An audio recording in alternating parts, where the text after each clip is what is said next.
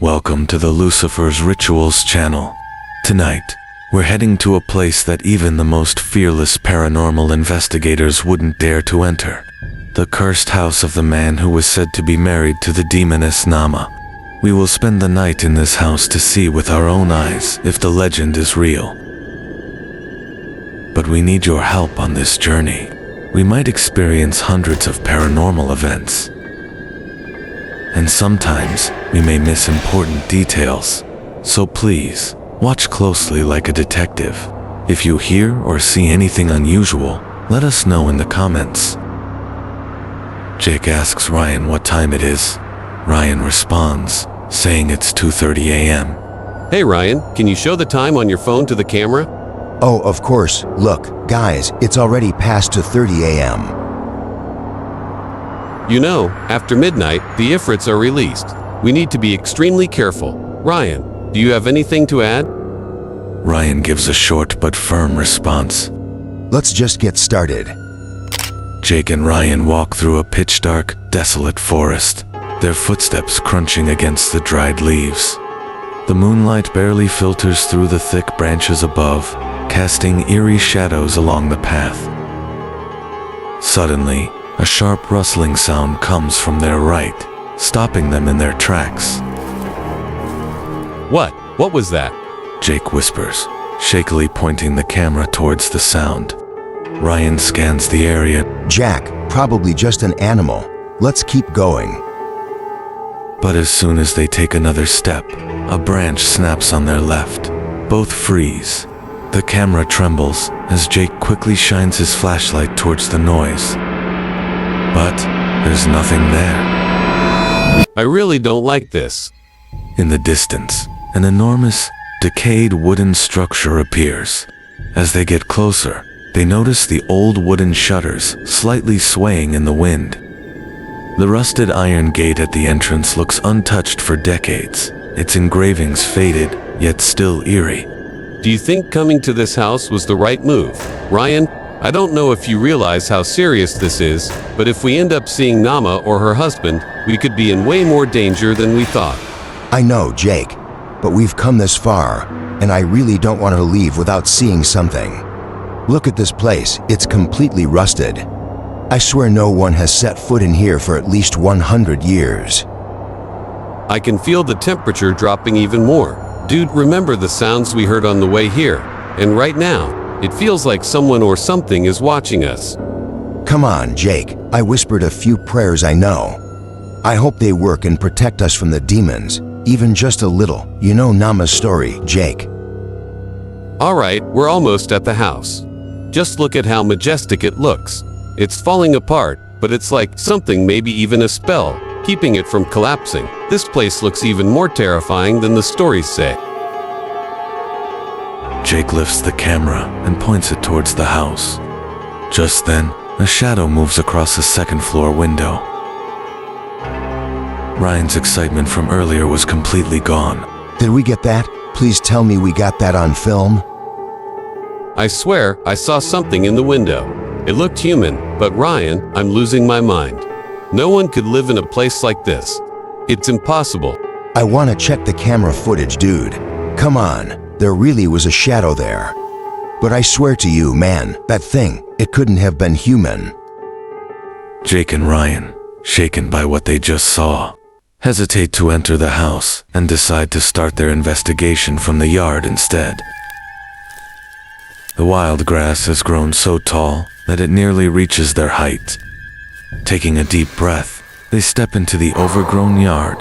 As they push open the front door, a wave of rotting wood and mold hits them. Jake raises the camera, capturing the moment they cross the threshold into legend. I see bugs and spiders everywhere. That alone should be proof that no one lives here. I think we might be the first people to come here in decades. Make sure to film everything. Look, there's a pickaxe and a few shovels. I really hope this isn't some kind of ritual sign.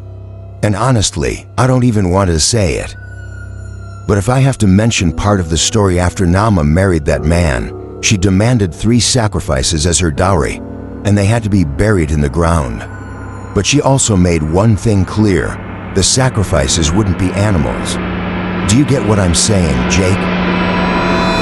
The mere thought of stumbling upon a few dead bodies made Jake and Ryan tremble with fear.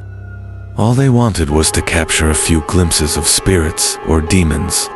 But as they carefully scanned their surroundings, they suddenly heard what sounded like footsteps coming from the upper floor. It was as if something was trying to make them feel its presence, as if it knew they were here. Stay quiet, Jake. I swear I hear footsteps coming from upstairs. I thought I was just hearing things, but you hear those footsteps too. It was finally time to enter the house. After coming all this way, there was no turning back. As they approached the house, they shined their flashlights at the windows. It seemed like dark shadows were passing by each window at intervals. They thought they were starting to hallucinate out of fear, but one question never crossed their minds. How could we both see the same hallucination? Jake, something is wrong here, man. If only one of us saw it, I'd brush it off. But we're both seeing the exact same thing at the same time. How is that even possible? I don't know, but this is turning into something way darker than we thought. Let's just get inside, set up those damn cameras, and get the hell out of here. Mumbling to themselves, they made their way to the front door. Luckily for them, the house had fallen into ruin, and the door had long since been freed from its lock. With a slight push, it creaked open all the way. It was eerie. Look how old this house is, man. What the hell? I swear I heard footsteps from here. But in a wreck like this, neither a human nor an animal could live. Watch where you step. Bro, a rusty nail or worse, anything could be here. A dead animal, a spell, or even a trap. The house looks abandoned for years. The furniture is decayed, the walls covered in damp stains, and the floorboards creak with every step.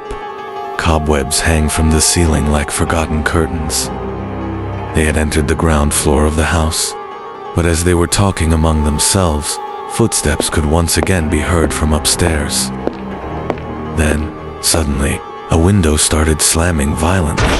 It hit so hard that they thought the ground shook slightly. But the strangest part, there wasn't even the slightest breeze in the air at that moment. Both of them looked at each other in utter fear. Breathing had become increasingly difficult. Maybe it was their fear, but the air inside the house felt unbearably cold. Did we just capture that? This isn't a joke. We need to go upstairs. As they ascend the staircase, every step groans beneath their weight. The upstairs hallway stretches before them, lined with old doors. One door at the end of the hall stands slightly ajar. When they push it open, they find something horrifying. As their eyes adjusted to the eerie dimness of the room, they realized the horrifying truth. What stood before them was no ordinary place. It was a shrine, an unholy altar meant to summon Naamah into the world. Strange symbols were carved into the rotting wooden walls, pulsating faintly as if alive. At the center, surrounded by melted candles and dried bloodstains, lay an ancient book, its pages open to a language neither of them could understand. The air felt thick, suffocating, as if something unseen was watching them. Then, the candles flickered, violently despite the stillness of the air. A distant whisper slithered through the room, calling their names. This is a ritual space. Someone summoned something here. Ryan, look. Ryan lifts his head, and standing in the doorway is a shadowy figure. It has the shape of a man, but its face. It's the very man from the legend, the one said to be married to Naamah. Both stand frozen. The figure tilts its head slightly, staring at them. Though its face is obscured in darkness, its glowing eyes pierce through the shadows. The camera starts distorting, static hissing through the speakers. Ryan lets out a strangled scream and shoves the door shut, grabbing Jake's arm as they sprint out of the room. They race down the stairs as a deep growl shakes the house. The wooden steps behind them begin to collapse, splintering apart as if something is tearing them down. Reaching the door, Jake takes one final glance back, lifting the camera. The figure stands at the top of the staircase. Its face finally becomes visible. And it is not human. It is something far darker. Jake and Ryan let out terrified screams and bolt down the forest path, running for their lives. Sitting in the car, panting, Jake's hands are still shaking. I can't believe what we recorded there. What the hell did we do? Please like this video. Just look at what we went through for you. That was definitely the man who was married to Naamah. That thing, it was watching us, and I think it still is. If you're watching this video, whatever you do, don't go to that house.